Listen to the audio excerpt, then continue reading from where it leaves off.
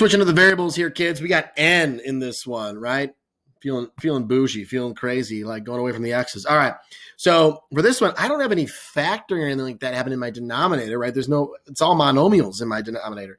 So what do I need to do here? Well, what is my least common denominator going to be? What's my least common denominator here?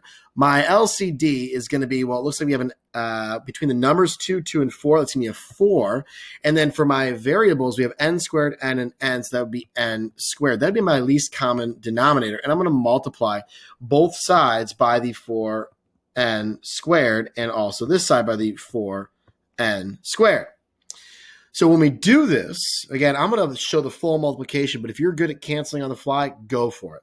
So for my first one, I'm going to have 4n squared times 1 is 4n squared, and that's going to be over the 2n squared, equals, and then we'll have 3 times 4n squared over 2n, and then we have plus the 6n minus 5. I'll put that in parentheses with the 4n squared out in front, all over 4n.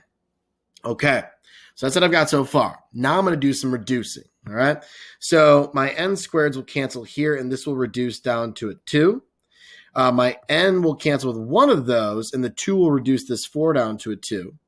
Then I'm going to have the n and the n squared, so that reduces, and the 4 and the 4 they'll cancel each other out.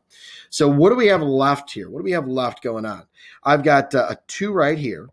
I've got 3 times 2 times n, so that'd be 6n, right? Only the exponent would reduce down to 1, right? One of those n's canceled. And then over here, I have just n and then 6n minus 5. All right, we've got this bad boy cleaned up. Now let's get to work.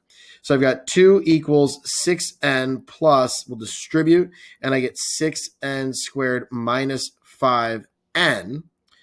I have a quadratic. I got to set it equal to 0. This is just wonderful. We're getting quadratics all over the place. I love it. Okay, so I'm going to have 0 equals, and I'll have 6n squared. 6n and negative 5n gives me positive n, and then I have to subtract 2. Now I need to factor this, and it has a lead coefficient. Are you kidding me? It's like the best day ever. Okay, so I got to multiply to negative 12, right? Negative 12. I got to add to 1, so that'd be positive 4 and negative 3. So now I'll have 6n squared plus 4n minus 3n minus 2. And I'm going to group the first 2 and the last 2 and get a GCF. Don't forget that's equal to 0. Come on now, Mr. Allen. Come on. Okay, so GCF for this one's going to be a 2n. And I'll be left with 3n plus 2. The second one, I got to take out a negative 1. And I'll be left with 3n plus 2. Now, my two factors are going to be 2n minus 1. And I'll have 3n plus 2. That equals 0. Oh, man, we're all set here. So I'm going to get, let's see here, 2n minus 1 equals 0. So I'll get n equals 1/2. And then for this one, I got 3n plus 2 equals 0. So I'll get n equals negative 2/3. Now we do need to check. Do they both work in the original? If I look at my original, let me go up a little more. There we go.